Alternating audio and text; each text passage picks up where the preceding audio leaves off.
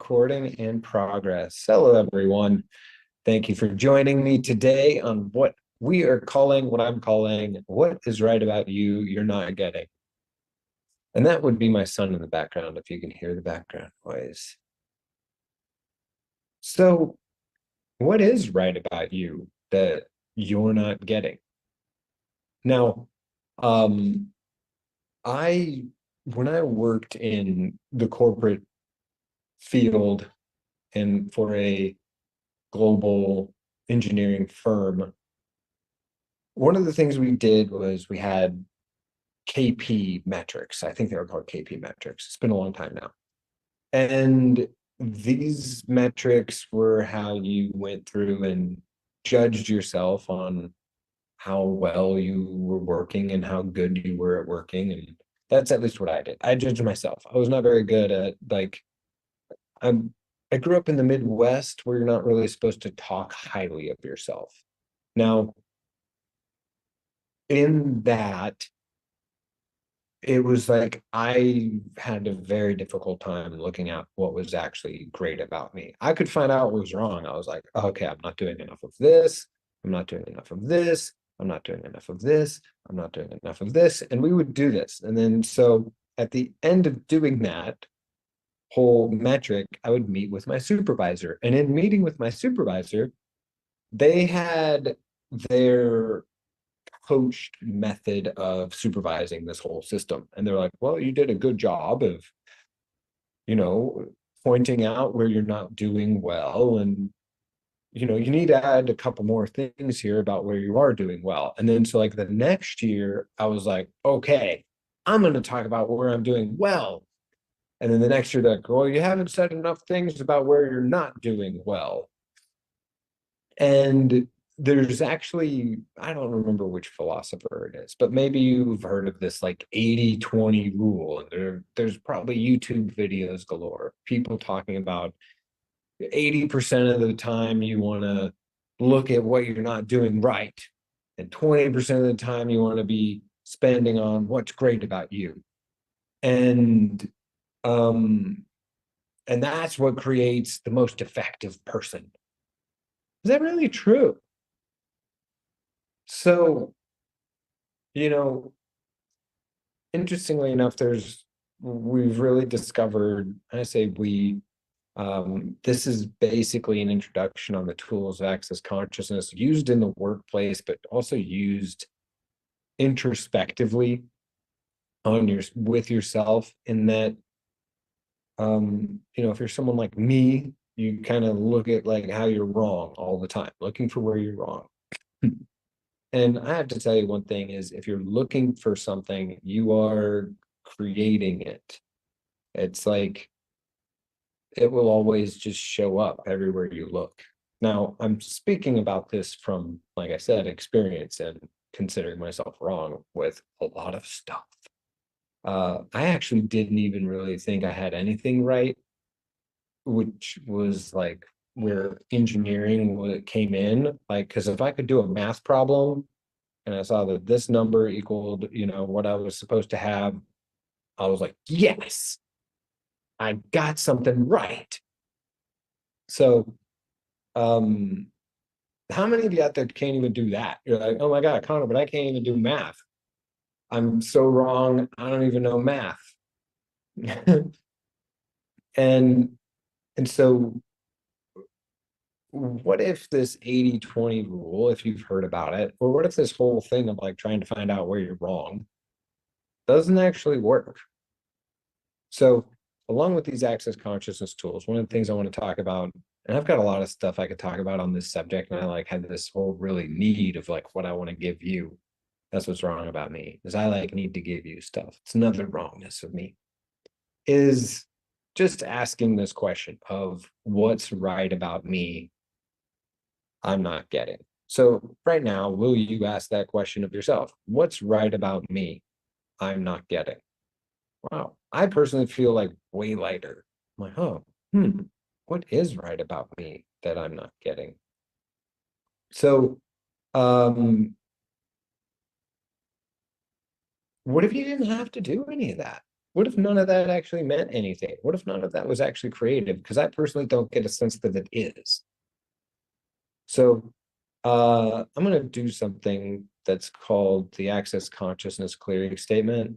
And what that does is it takes everything you've made right about something and everything you've made wrong about something, and we're going to start changing it. We're really going to also start like letting go of that need to make something right or the need to make something wrong.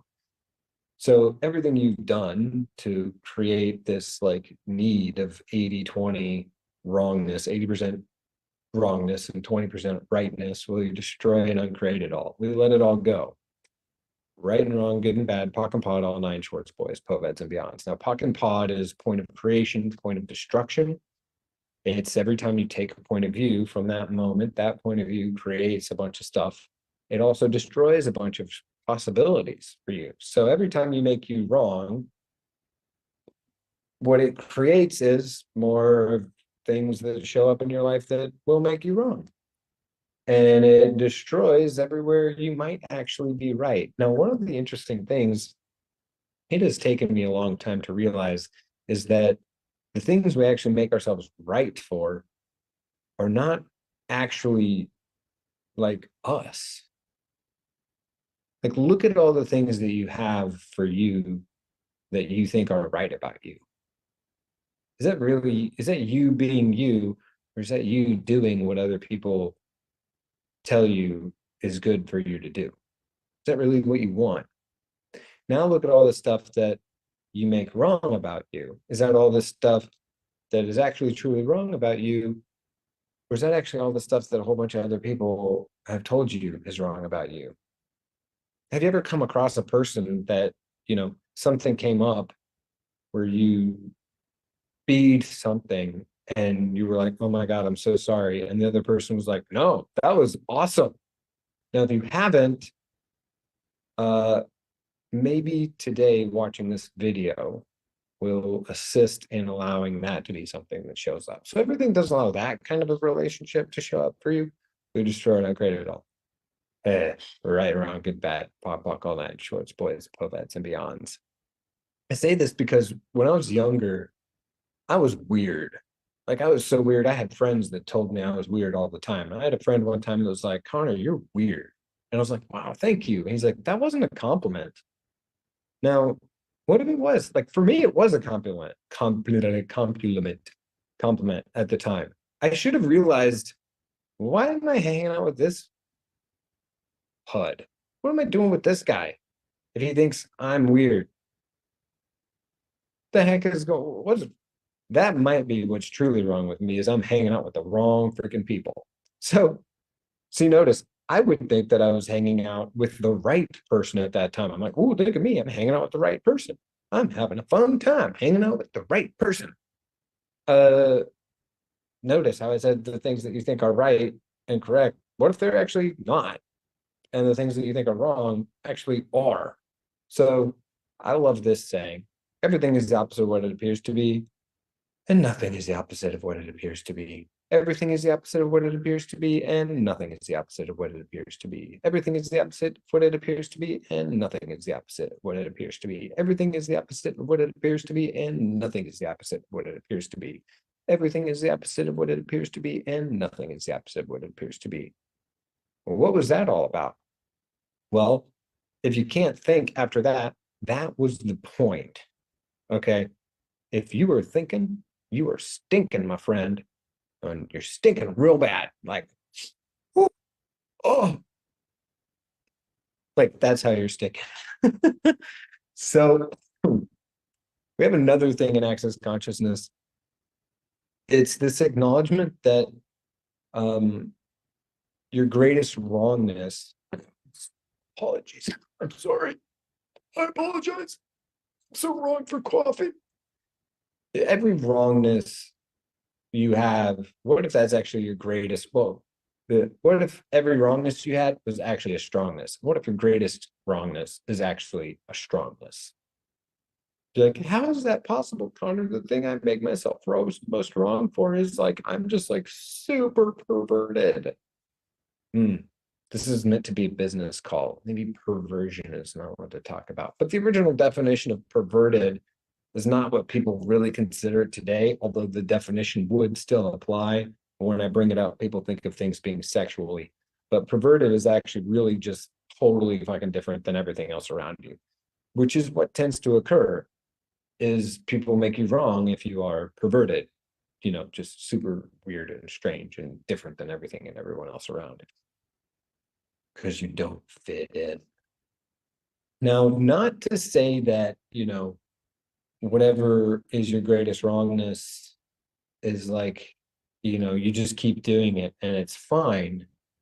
It's what I've really discovered is like, take a look at it from like a totally different perspective. So another acknowledgement. Ooh, wow, so many epiphanies like dawning in the world right now, is people can only see you through the filters of their own judgments. Now, I realize that might take you a while to really understand. So like, what I say that because if you take, we've got this thing, you discover like what your greatest wrongness is, blah. Now you've got greatest wrongness. As long as you align and agree that it is a wrongness and it is not a strongness, you will match the filters, like the judgments that are other people's filters. Like that's, you're going to choose that because you have aligned and agreed with them. You've decided that they're right. You've decided that what you be is not true. What they've judged about you is correct. And that's where you're going to function from. So it's not that like you just keep functioning the way it is and like, hey, F you, I'm like this. So like to me, a really good example would be an extremely controlling person in the workplace. And you've probably had this before. Some people that are extremely controlling, you're like, oh my God, I hate you so much. Most likely that person has a judgment of themselves for being controlling. They have a judgment of it. And then you're like, but if they judge it, why wouldn't they stop choosing it? Because it's like, it's their very being. They can't really change what they very be. But if they would stop judging it, they might allow themselves to step in to the potency of creation and of the control that's actually available to them. Because you may have also been in the workplace with some people that are also very controlling, but they don't come across so harsh or so hard. And in fact, you're actually like, well, I like that person because, you know, they really get the job done. Like they make everybody else work. And like, freaking, like, this is the reason our business and our office or our place of work is actually working so well, is because that person is on us like, hey, let's go, baby, let's get things done. So that's just one. And it's funny because I'm like, well, I'm speaking on LinkedIn, so I shall use a very correct verbiage. Fuck that. I worked on construction sites in Boston, which fuck was pretty much every other word, and maybe even more than that. So the word I would really say is like, maybe someone at work has called you a bitch, either to your face, especially if you're a girl. You know, you call a girl a bitch, it's a bad thing. And so maybe you've been at work and some girl has called you a bitch, but she's really calling you a bitch because she doesn't really like that you're like really good at controlling. Now, same thing for men, it's going to be more like, oh, he's an asshole. And so if you're someone and you're like, maybe you were actually doing really well and someone actually didn't like it and they just called you an asshole or a bitch, and you're like, well, maybe I shouldn't be so much. Fuck that. So all the projections, the expectations, the separations, the judgments, the rejections that anyone has ever put on you when you were being you, and you were being greater than them, which is why they projected and expected and judged you so that you would be less than them because they don't really like you to be more than them. We just try to create all that times a gazillion. Oh my God. Right, wrong, good, bad, public, all night shorts, boys, pobeds, and beyonds. So what is right about you that you are not getting? This is also not about like making you right so that you aren't willing to be aware of what's actually going to create more. It's more just the continuous question about what is right about me that I'm not getting. Okay, because the second you go, this is right about me, it's not the question anymore of what is right about me, I'm not getting. You have now gotten that you are right, and you are no longer in question. You are in the conclusion that I am right and everybody else must die, which is pretty much my favorite conclusion. Because, you know, wouldn't the world just be way better if everybody else just died? I'm kidding. I'm kidding. Oh my God. You know, who would make me an omelet in the morning if everyone was dead? I would have to. Who would go get the egg for me? I would have to. Who would make me a coffee? I mean, I do a lot of these things on my own already, but I do not go get the egg myself. I go to the grocery store, or I have it, you know, delivered these days via an app. You know, the app does it, just randomly, magically appears. I'm kidding. I like to make jokes. So what is right about you, my friends, that you are not getting? Oh yeah, that brings it up, doesn't it? It's really difficult to look there. We're going to ask that a few more times, just a few more times. And we got actually like 10 more minutes. We're good on time. I was thinking that this was going on forever. So what is right about you that you're not getting? See, now I noticed too, based on the stories that I've already given, that a lot of people are still trying to figure out, you know, what's right about them, and they can feel themselves going to, ooh, this is right about me.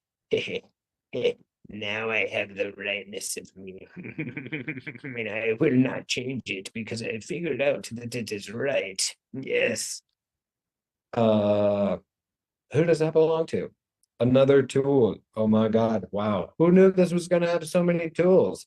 So who does this belong to is something you're going to want to do. If this is the first time you've ever heard about this, or the 100th time, or the millionth time you've ever heard about this tool, who does this belong to? You want to ask this for every single thought, feeling, and emotion you have for 3 days. Well, it has so many thoughts, feelings, and emotions. How am I going to do that? Just do it. Like, oh, it feels so right. Who does that belong to? Now, if you want to go further with it, you can go, is that mine or somebody else's? And if it feels light that it's yours, you want to go pock and pot everywhere about that as mine. And if you feels light that it's someone else's, you go return that to sender with consciousness attached. Now, it might not just go away. There's this thing called awareness. And awareness is actually the reality that your point of view creates your reality. And at the same time that you can perceive, know, be, and receive other people's thoughts, feelings, and emotions. So the moment you buy one of those people's thoughts, feelings, and emotions as yours, and you think it's yours, and you decided it's yours, now you begin to create your reality from someone else's point of view. How does it get any better than that? Wow. Now I realize a lot of you out there probably didn't hear a single word I just said, and that is A-okay. Totally okay. But what I essentially just said is 98% of your thoughts, feelings, emotions do not actually belong to you. Yes, it's real. Psychic, telepathy, telepathic abilities is real. You know, have you ever had a time where someone called you and you picked up the phone and like, oh my God, I was just thinking about you? That's it. That's psychic, telepathic abilities. You can hear their thoughts. If you ever wake up in the morning and you're angry, or you ever wake up in the morning and you're scared, or you ever wake up and we're like, oh my God, I hope I'm not late for work. It's actually not yours. I'm just going to tell you that one right now, because now you can go, wow, who does this belong to? Maybe it's like every single other person in the city. Or if you wake up in the Saturday morning and you're like, oh, am I hungover? Or is like everyone else around me like partied really hard last night? Because I didn't party, but I feel like I did. Wow. So, you know, I had one time, I woke up in the morning. I was living in the mountains in Colorado at the time, in the winter. And I woke up one morning and I was like, oh my God, this is the happiest I have ever been. And then I looked out the window and there was like 3 feet of snow. And I was like, oh, yes, we're going to be first chair. We're going to be on the line. We're going to be like, we're going to be up on the mountain of powder. We're going to be, oh. And when I got out there and I make that face, not because things were terrible. It was an amazing day. It was so phenomenal. It was great. And I'm standing in line. There were all these people that live there. This is my first year living in the mountains. There are these people that live there. And there was the one guy that was like, this is the best day I've had. And I've been living here for 20 years. Or this is the best day I've had in 20 years. Man, I haven't had this kind of snow in 20 years. And I was like, whoa, that's how powerful this whole who does this belong to thing is. Whoa.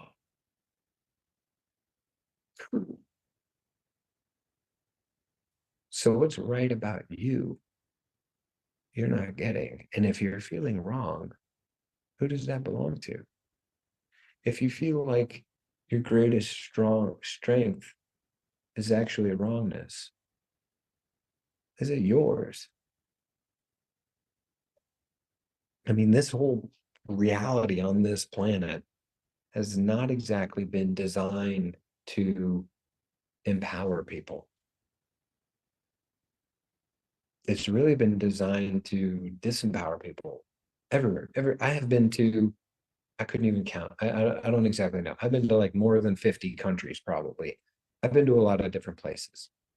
And everywhere I go, everyone has grown up, no matter what the culture, the society, the religion, everyone has grown up with a level of disempowerment of their very being.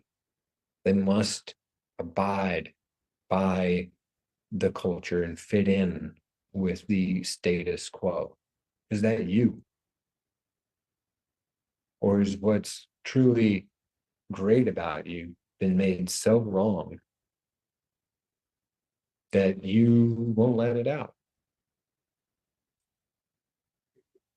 So we also have this, I don't like the word mantra. I don't know why I don't like the word mantra. Some people love the word mantra. So I'm going to call it a mantra because I realize there's a lot of people that are like, ooh, mantra.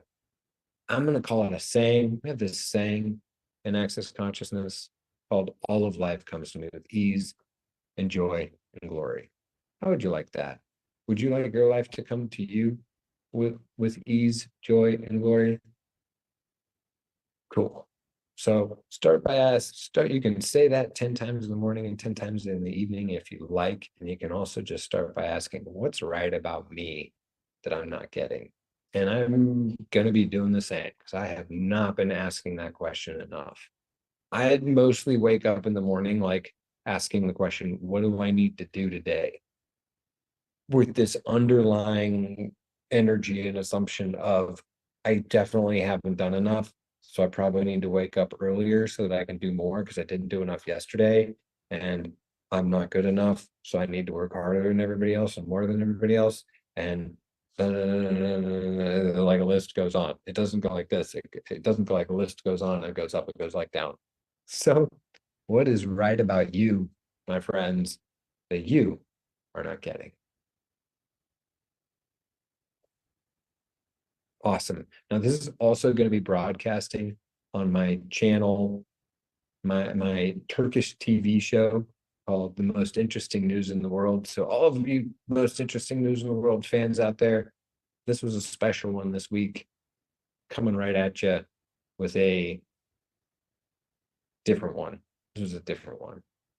So for those of you on LinkedIn and anywhere else, go check out my TV show. It's on Super 7 TV. You can like YouTube it, possibly, or just watch this. It's all good. It's called The Most Interesting News in the World. And to me, this is the most interesting news in the world. Is this not the most interesting news in the world? Holy cow. What if your greatest wrongness was actually a strongness? What do you make you most wrong for? Well, what's most wrong about you that is like so wrong? Like you do not understand, you do not get how anybody else is functioning, and you're just wrong for not being able to do it. What if that's actually a strongness? So hope to see you again soon sometime. Check me out, send me a message, say hello, give me a tweet. I'm actually not a tweeter, but I'm just saying hello. That's it. That's all. See you next time.